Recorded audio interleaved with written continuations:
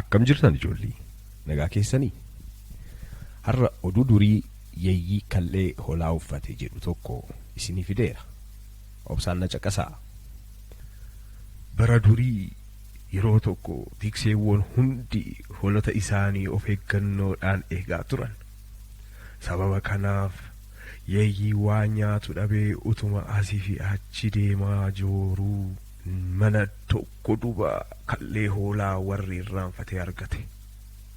Guyyaa itti aanuttis yeeyyiin kallee hoolaa sana uffatee hoolota of fakkeessuudhaan bakka isaan marga itti dheedan dhaqee itti makame. Sana booda aduun gaafa dhiitu isaan waliin gara mooraatti gale.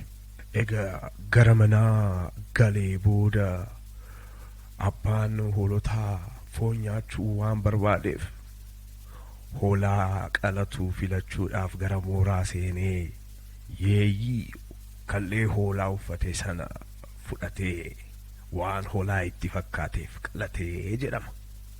Ijoollee oduu durii kanarraa maal barattan? Mee maatii keessan waliin mari'adhaa.